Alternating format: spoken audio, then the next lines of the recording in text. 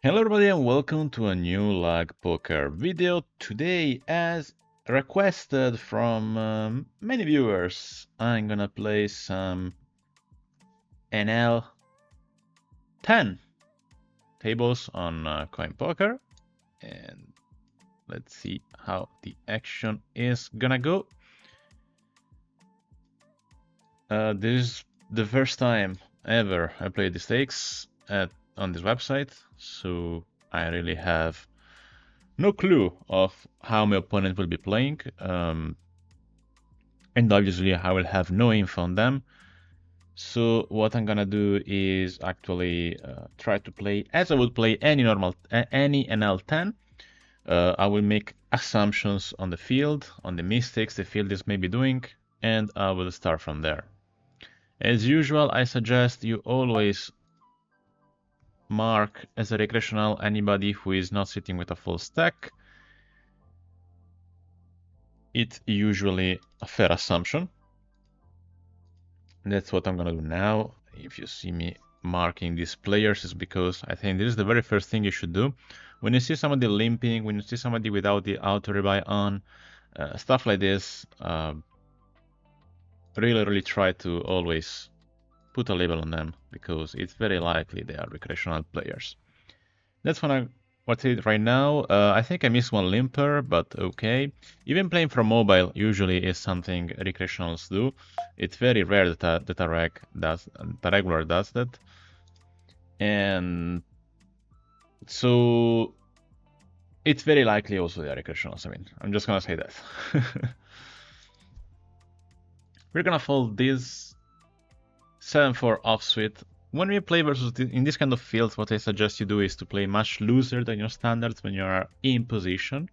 So you will see me doing a lot of isolation, both as a raise after a limp, but also as a 3-bet when I am in position, because I think it's super profitable to do that a lot.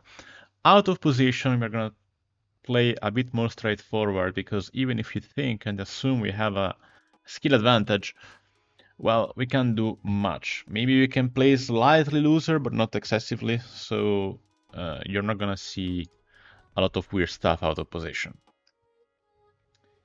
Something else I think we can do in the stakes to adjust to our opponents is to just be more aggressive. In general, they tend to not raise enough, which means we can barrel more. They also tend to call wider in early street to fold later when the pot is bigger, so I think it's very profitable to play quite aggressively.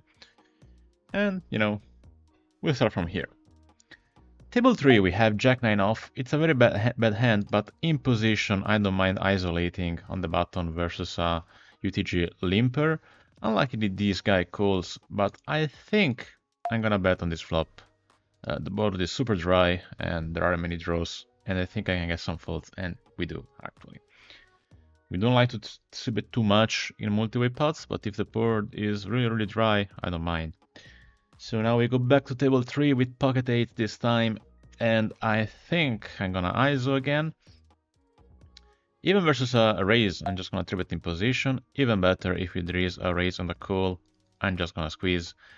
Best scenario is both of them folding, or the first guy folding and the second guy calling, because this guy who called already told us he has a capped range, so if he calls this 3-bet, it's gonna be quite easy to outplay him. But unluckily this time they both call. And now it's a bit closer because, again, we are in a decent flop for us, but the pot is much bigger compared to before. They will feel more committed, and also they have a stronger range because they called the 3-bet, a squeeze. And in this situation, I'm just going to check back and let it be. If they bet, I'm just gonna fold. Pocket 8 here, a very bad hand to bluff catch with, so if any of these guys bets, we are done. They both check. At this point, maybe we can start betting. Is gonna be some mixture of theme value and protection.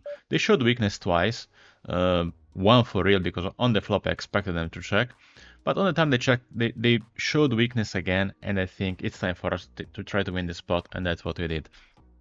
I also expect to get some calls there from weaker hands, especially draws played in a passive way.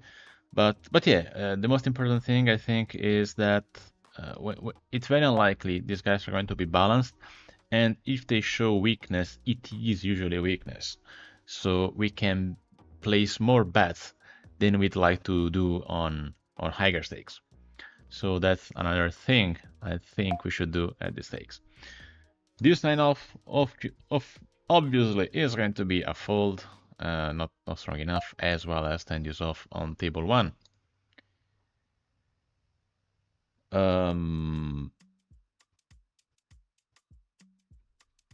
Other adjustments that I may think of, we're probably going to play a bit looser from the button and maybe cut off, simply because we are not going to get enough 3-bets usually. For example, even on table 1, on table 2 here with queen 10 off, I would say it's close. We may sometimes choose to open this in a field like this. Maybe it is a bit too wild, but I'm not sure it will be terrible, especially if the table is passive. Avoid playing too much hands like ace X off. Those are really bad hands.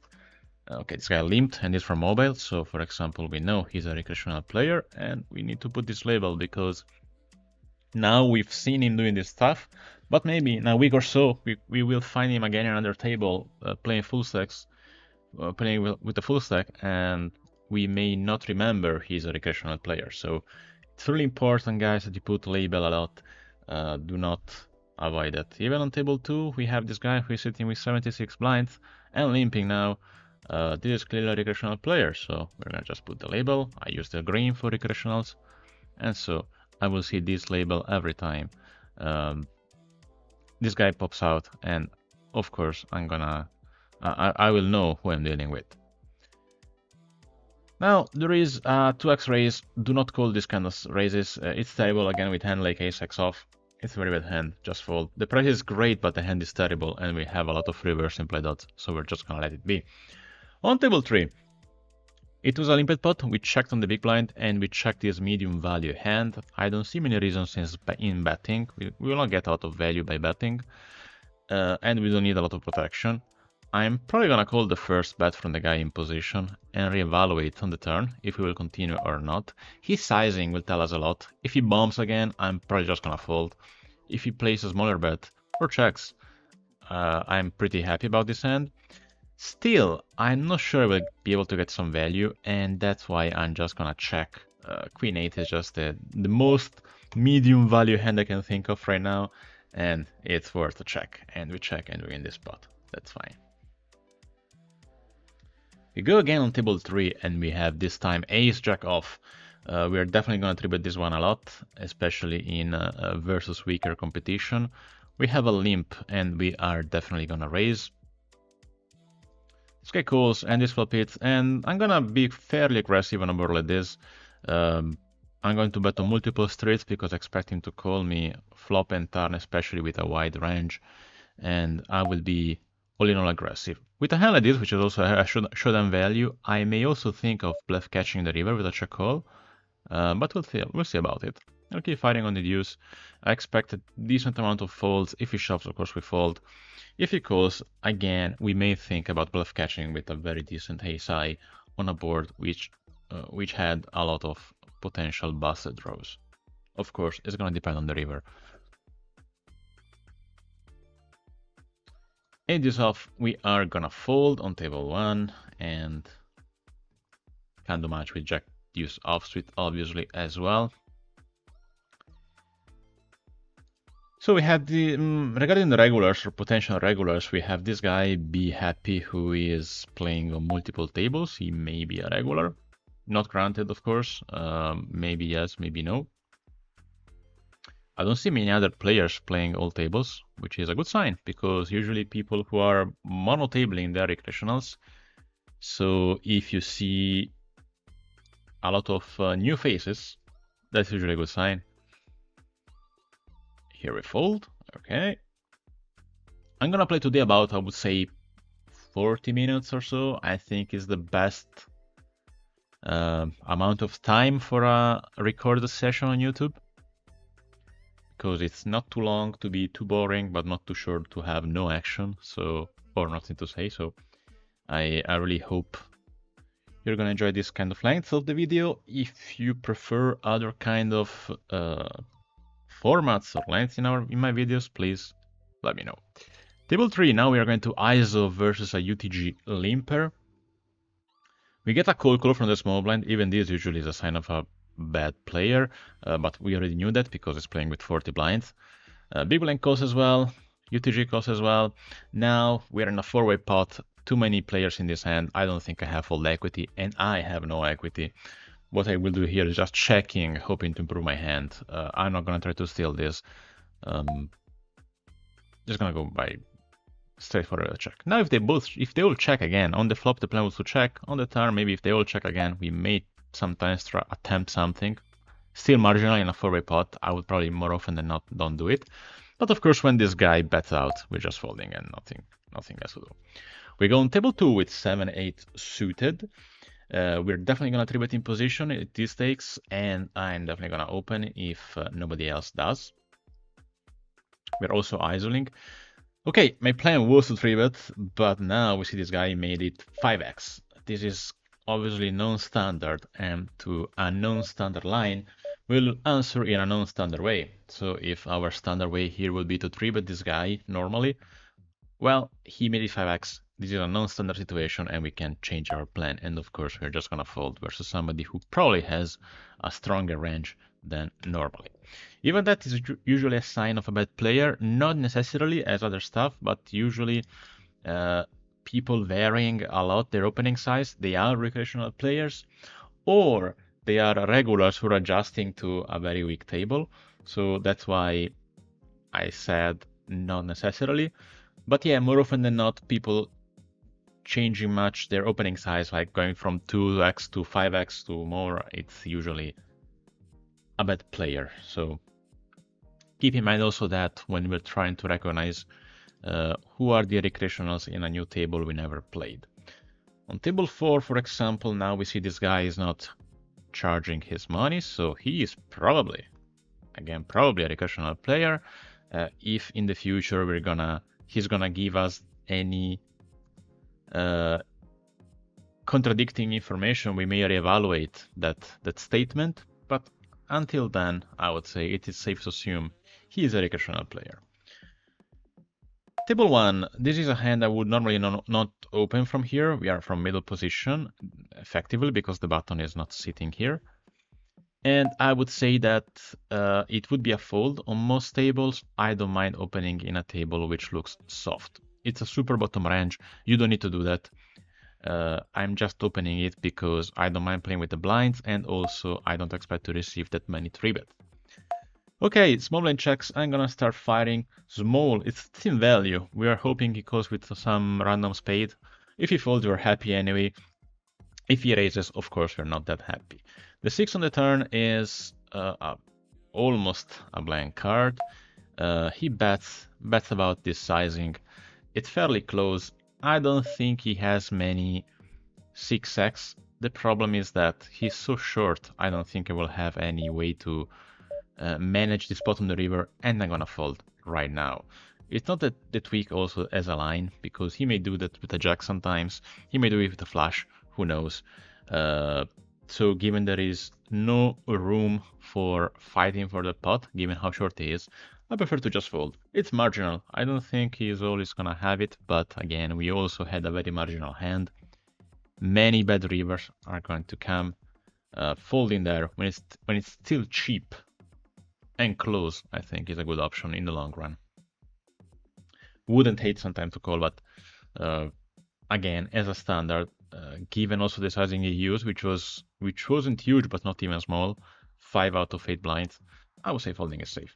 If you bet smaller, if you bet like 2-3 blinds, I would definitely continue, because of course, I mean, it usually when these guys looks weak, they really are weak. So that's why I would read a small bet as a weak bet. Now we have King Queen suited, and if nobody else does it, we are going to 3-bet in position versus this UTG player. No info on this guy. A hand like this could in theory be a call versus a 4-bet.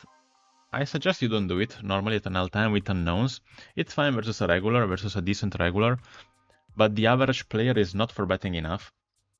So if you have no info and you're playing an NL10, I suggest you to play very conservative versus 4-bets, because chances are you're not gonna get them enough. So it's fair for you to just fold your bottom range for calling or shoving. It's fine. Jack deuce off, we are just gonna fold this, and we have now pocket eights on table 1. We are definitely gonna play this unless something weird happens. We may also be ready to get it in with the guy with 26 blind. I would say they are few enough to get it in with pocket eights, but let's see what he does. He limps. We are gonna ISO. I'm gonna make it 5. If he shoves, as I mentioned, I'm just gonna call here. Nothing else to do. I mean, we cannot do anything else. Now, unluckily, the big blind calls, and this flop is very tough to play. So on the flop, I'm gonna check. If they both check and the turn is a blank card, we may sometimes try to win this pot somehow, but let's see. If any of them bets, it's just gonna be a fold. This bet doesn't look super strong, but again, we don't have any. He's so short, we don't have much space for improvement here. I wouldn't check call her there, even considering we have another guy behind us. We go on table 4 with king 7 suited, and I'm gonna open this from here if nobody else does. We mark another potential recreational player, and we also ISO. You know, I like to ISO very wide in this kind of tables. So that's how wide I'm isoling. Usually my isolation range is a bit wider than my standard opening range from that position. Also on table 1 we have pocket queens and we do go for the open raise, but let's move back to the king 7 suited. We get unluckily a call call from the button. It happens, it sucks, but you know, what can we do? That's not a decent flop. I would say we can check here, it's fine. Check call seems a fair option and safe, but let's go back on table 1 where we are just gonna call this bet. It's quite a safe board, all in all, so I don't mind. The turn sucks, unluckily, and now it is just gonna be a check fold if a fold if he keeps firing, and he does, so we just let it go. On table 4 we check call the flop. Turn is a queen. I'm gonna check and probably fold if he bets again. There are many rivers in which we can play this hand profitably. If he checks back, we may sometimes bluff the river, but it's close. I don't mind sometimes bluffing this. It's really close, but I'm gonna check this time.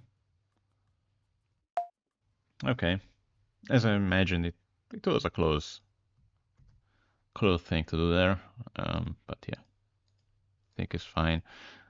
His range was a bit wide, and that river could be a bit of a problem for us as well.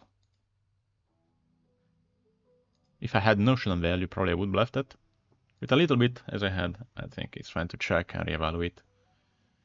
Ace Jack on table 1, we are going to open from the middle position. We get a call from the, I guess, a recreational, even calling a lot from cutoff and other position but the button or big blind. It's a big sign of being a recreational player, so given he also is playing from mobile, I would say we can start assuming he's a recreational player. We also get a call from the button and from the small blind. I suppose it's gonna do the same in the big blind, unless he shoves, does something like this. He does shove, so we just fold. Ace Jack off is not strong enough to call a shove for this amount of money. If it was 25 blind, maybe.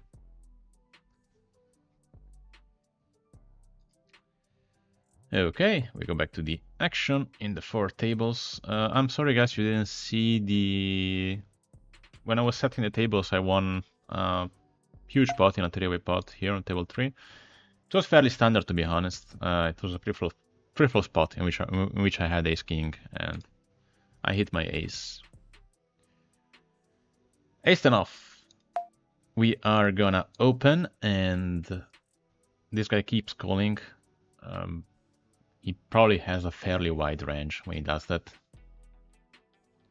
Now, if a regular 3-bets me or squeezes here, I would tend to 4-bet a lot, because of course he would try to ISO with this guy, but we don't know here who is a regular or not, so I wouldn't 4-bet much. But if a regular does squeeze in situations where you open in the recreational calls, I would say you should definitely try to defend a bit more. Flop is nice. I'm not gonna do a slow play. In a four-way pot, of course, I'm gonna check a lot in general, but when you play versus recreational players, and we have at least 2 of them here, I really don't mind. I'm just gonna bet big because they're gonna call it a 9. They're gonna call it gut shots with open-ended. So I want to get the maximum when they're willing to pay. And if they're not willing to pay, as in this case, that's fine. They probably didn't have much anyway. And so I always prefer to maximize my value hands when my opponents are willing to pay than to try to take every single dollar they have, hoping they make some weird bluff or hoping who knows what. I think it's way more important for you to maximize value when you are in the right side of a cooler than to try to win something at any cost, risking to lose value by checking and stuff like this. That's of course my personal view.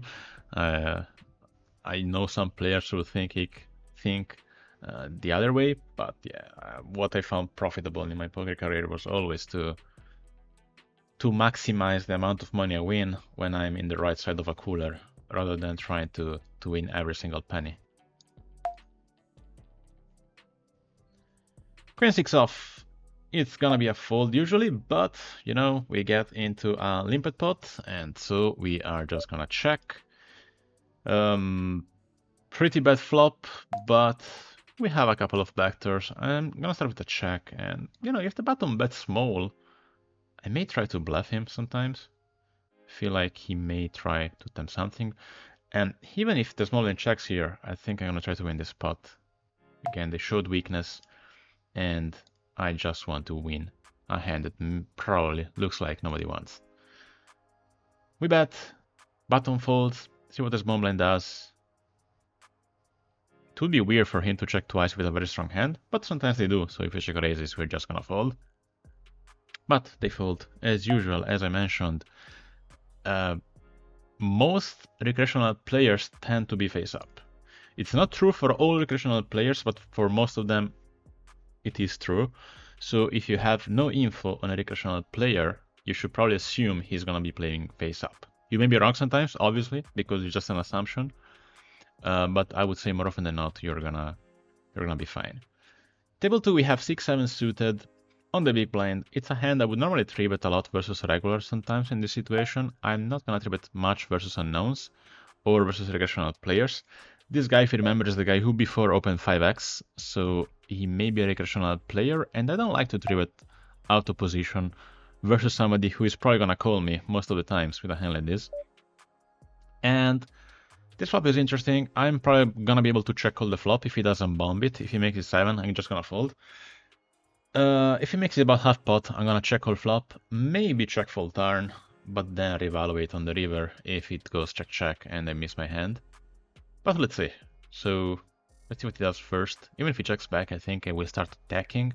For the same reason, they usually tend to play face up, meaning that if he checks back, he probably doesn't have a flush. I'm gonna call the first bet to this size and then reevaluate here. If he bets again, I'm just gonna fold. If he checks back, we may try to win this one. He bombs, and so we just fold. We go on table 4 with king 10 offsuit, and we are definitely ready to 3-bet in position if some weak player opens, and all our opponents here are recreational players, so we are definitely gonna 3-bet this one if somebody else opens. This guy does. We can also squeeze, it's fine if we are in position. I wouldn't do it a lot out of position. But yeah, to this line instead, this guy opens, this short guy makes it 2x. I'm just gonna fold. Can't do much there. That's fine. Back to the tables, and let's see.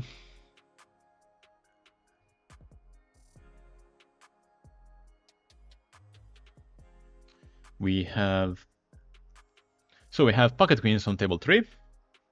And we are gonna try to get it in with somebody of these guys. We definitely 3-bet in position. If you 4-bet, no info, we just shove. I wouldn't hate calling, especially at higher stakes sometimes, with somebody I know. But versus an unknown at these stakes, with high rake, I just prefer to shove pre-flop, and that's it. It's totally fine. It's not gonna be minus EV anyway. He has his king. We're gonna play for the coin flip. Unluckily, we have an ace and a king, but diamond would be nice. No diamond, unluckily. But that's it, you know. I mean, coin flip, sometimes I win, sometimes we lose them. That's fine. A jack off. We're just gonna fold.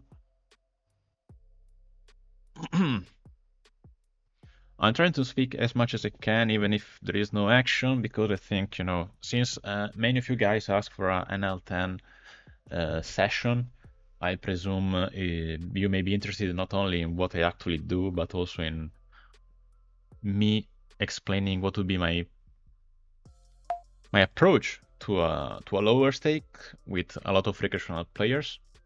And so I try to give you as many tips as I can. 3-5 suited on table 3 is gonna be a fold. Let's see the other tables, what we get. We have Queen 4 offsuit on table 2. Too bad. Sucks. I have a new hand on table 4. 9 deuce suited, also terrible. And please don't do the mistake that if you're getting bored to play hands, that's a very bad mistake. You can have these stakes. Stick to your plan. If you're gonna have to fold for 1 hour, just fold. Pocket first. This is a hand which is maybe borderline. The EV in a decent table of opening this and folding this is very similar. I would say in a microstakes table, you should open this more often than not, because they're not gonna get enough 3-bets. We go on table 1 with King Jack suited, obviously another hand we like to play, and we do open this one. We get a call from another guy who looks like a recreational, given the stack and given the action. I hope we will not get any squeeze. Again, if a regular is squeezing us, we may sometimes 4-bet this. I wouldn't do it versus a recreational. Another guy, recreational call calls from the button. Small blind calls as well. It's gonna be a multi-way pot, probably, unless the big blind chooses to do something weird. And we also have ace queen on table 2, but we're gonna get to that. No, we don't, because we're gonna get a 3-bet and we just fold. Okay, now that's an interesting spot, because, you know, in a 4-way pot we normally would check here, but I would say when you play versus bad players you can do a lot of block betting, and that's what I'm gonna do. I'm just gonna block bet here. I don't want to check call a big bet on a board like this. If they may fold even if a bet is small, and if they call, I don't mind. Or if they make like this, they make it 2x, we have enough equity to make this call. I really don't mind, that's fine. It's much better for me to do like this than to just check call a 8 blinds bet. Now, if this guy makes it this size, well, we're probably way behind, just gonna fold. Not the end of the world, that's okay. Chances are also when you have a hand like this that we're gonna have a lot of reverse implied odds when he improve, because if we hit our straight, the ace or the 9 especially, our opponents may have some kind of full house, so it's probably safer to fold right there. They look interesting here. Oh boy, this guy was making... maybe he has some kind of combo draw, because... By the way, he played by raising on the flop. And folding to the 10. It's probably just that. 8 deuce on table 2. I am just gonna fold, I would say. Somebody would say it's okay to raise first in on a table like this if everybody else folds. But it may be too marginal. I wouldn't say it's a tragedy at micro stakes, but maybe a bit too marginal. Table 1, it's a limpet pot, and I really think it's important to try to win this limpet pot with traction like this, because we're gonna get a lot of extra spots and also be kind of persistent sometimes.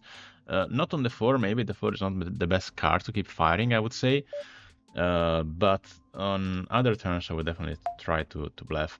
And now that this card hits, I think we have to bluff, because, you know, play with the board, and we are just gonna try to make him fold any kind of 9 high, 10 high, queen high board, stuff like this. And we get it. That's sweet. I think it's really important, guys, to not let these small pots go. They're really important. It's easy to don't care about them, but fight for them. This makes a huge difference in your win rate and your red line if you care about that. We go on table 1 with aces, and let's see if you're in for a payday. This guy opens, which is sweet because we just made him fold on the river, and if he's a recreational, he may be tempted to give us a bit more action, not to be bullied around. And we do 3-bet with aces, and if he 4-bets out of position, I would have just shoved. In position, maybe I could have also called. And I'm gonna bet half pot here. I think if he's gonna call me, he's gonna call me no matter what. I mean, I think if he's calling 1/3, he's gonna call also half the pot. I don't think his range is gonna change much. Defending range, so that's why I bet just half pot, which is also standard, to be honest, in a board like this, in a GTO way. But he folds, so too bad. Go back there again in table 1, Jack 7 suited. This time we are gonna be on the button, so frequently in position. And if a recreational player opens, that's how wide I'm willing to 3-bet him. It's kind of a bottom range, but I would say I'm really 3-betting something as wide as this, and of course I'm isolating versus a limp. If he limp raises, it's usually a monster hand, just gonna fold, unless he makes it like 8 blinds total, because if you make it 8 blinds total, I think we have a huge amount of implied odds, because he's gonna have something very strong and we can hit something very tricky, for a fair price, of course. 4-6 suited, a bit too weak to call, a bit too weak to squeeze, just gonna fold.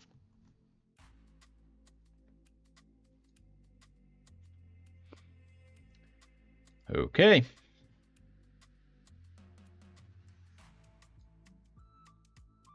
We have about 10 more minutes of gameplay.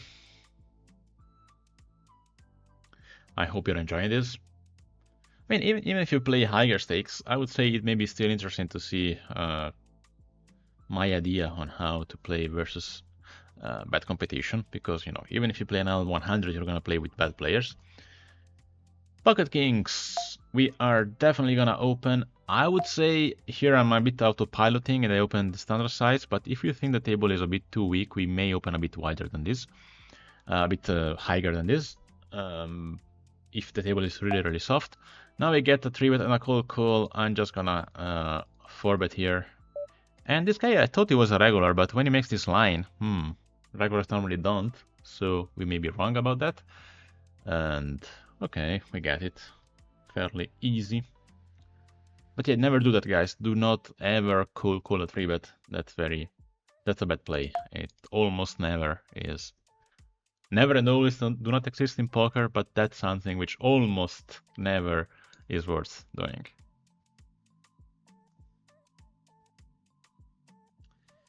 Table 4, we have King 7 suited on the big blind. We're normally gonna play this somehow.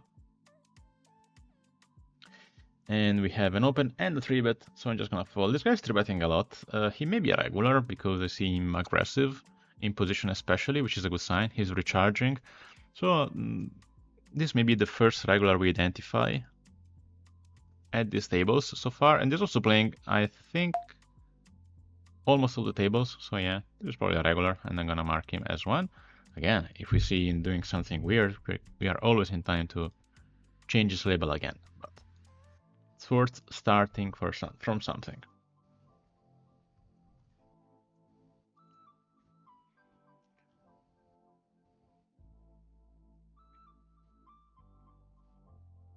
Okay. Bit of no action.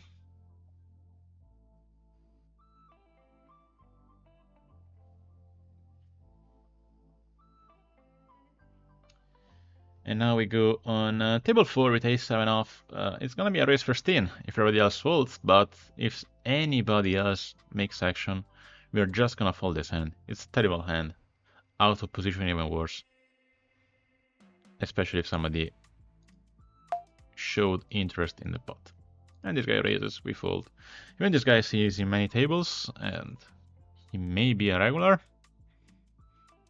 It's charging, I think.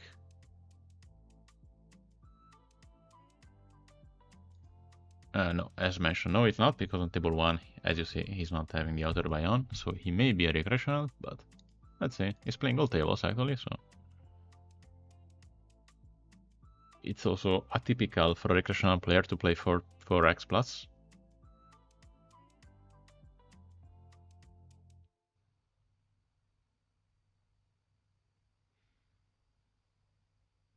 For this off, we just fold, and we go nothing. We go nowhere. We go to see when we get some action. Sorry for the background now. As you see, I'm in a girl room. This is my temporary office when I'm abroad. Now I'm in my wife's city and old apartment. So that's why you don't see me in my usual setting. So yeah, if it looks like a girl room, it is a girl room. So the pink was solid maybe. Since this off, we have to fold 3-4 suited on table 3. I mean, we may play it sometimes. It's a bit borderline.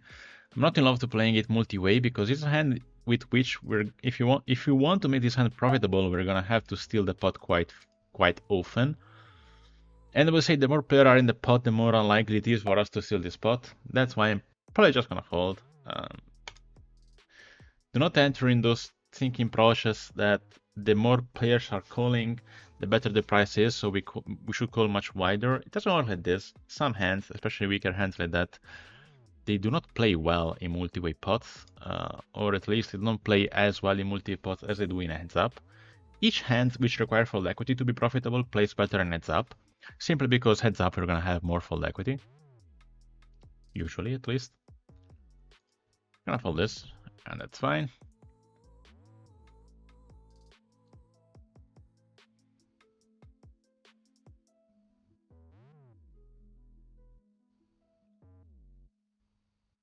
Six and off.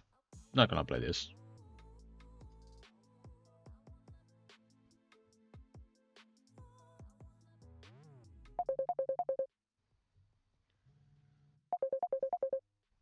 I've got a phone call. I will answer in live because I need to answer this. Yes. Okay. I'm ending a streaming, so I will start soon. Okay, I will need 5 minutes. See you. Bye bye. Okay. Sorry for that.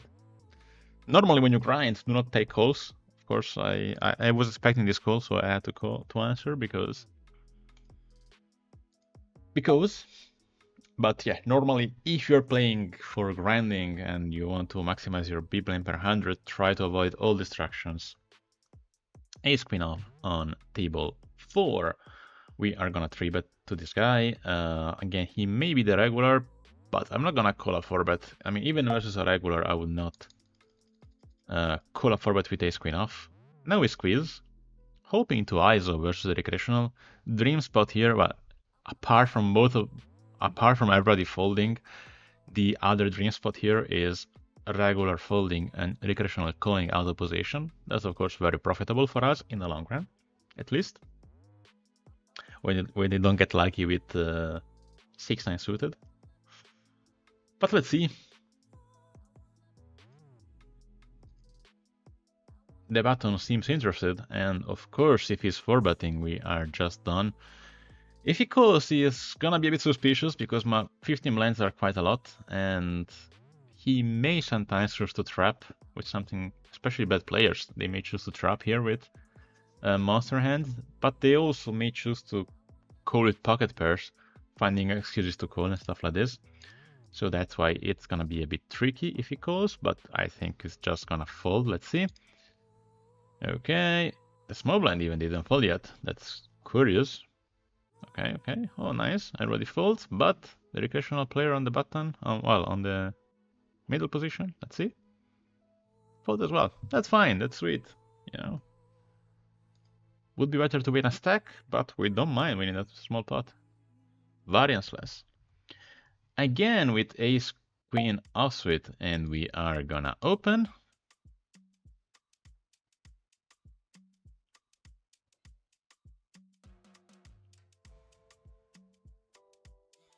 And big blind folds as well. Okay.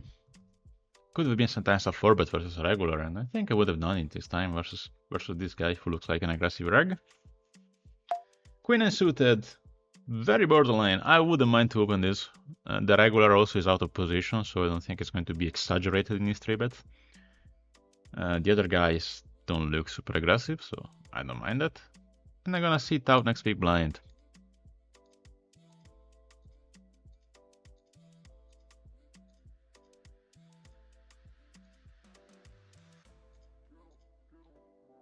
We get a 3-bet and we just have to fold. Nothing else to do here. 5-7 suited. Definitely we are gonna open this, but we're not gonna call a 3-bet eventually. If the 3-bet, we just fold. Small blind folds, even the regular, even if aggressive roller 3-bet 5-7 suited just sucks. We go on table 3, we have King Jack suited. We definitely open from UTG. We get all folds, unluckily. We are sit out on one table already. 10 Jack suited on table 1, on table 3, pardon, we are gonna open again. But also, we are gonna have table 2 with Ace Jack offsuit. We get a 3-bet and 10 Jack suited is a fold out of position, usually. On table 2 instead, we are going for the isolation versus UTG limper. Pretty straightforward. If a regular 4-bet, sometimes we may choose to place a 4-bet, but I would like to have some little history before doing that. See the limper what does, if he calls or folds.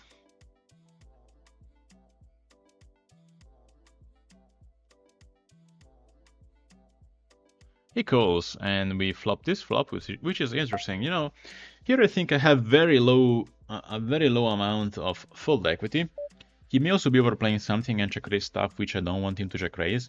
I'm just gonna check back, you know. I have a decent amount of equity, I have showdown value, ways to improve, that's fine. And if he bets here, I may also just call.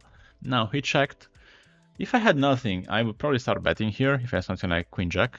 But with this Jack and showdown value, I'm just gonna check and try to get to showdown. The 6 is not the best card in the world, but still, we beat his air, and we're just gonna check back. No need to bluff this one. And he has his 10, and we win. That's sweet.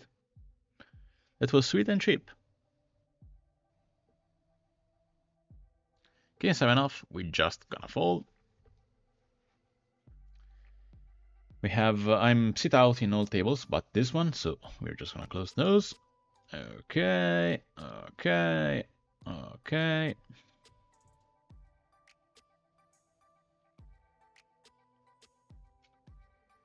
Let's see what happens here.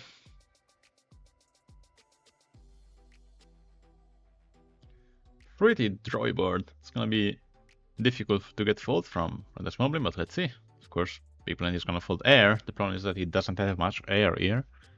Let's see. Small blind should be very careful to sit here too much, because it's very easy to defend, so you should be selective if you're trying to be balanced. 9-8 suited, we are gonna play this for sure. Even by 3-betting, that's totally fine. 3-betting position versus this guy. We are gonna fold to a 4-bet, to a cold 4-bet. If UTG 4-bets, again, it is close. I'd probably rather call this hand than King Queen, because it's less easy to be dominated. But again, I would say just folding is fine now. Big blind may place this huge cold 4-bet. This is usually a huge hand. The price is terrible, we're just gonna fold.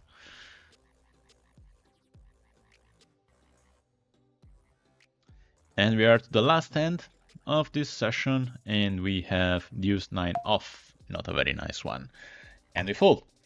So guys, that was it. I hope you enjoyed this session. But I mean, I will usually share with you higher stakes, but time to time I don't mind sharing something at lower stakes like this. Let me know if you liked it. There were some hands, some interesting hands, but not that many.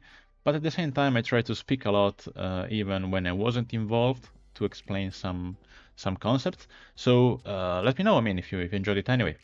Thanks for watching, and see you next time.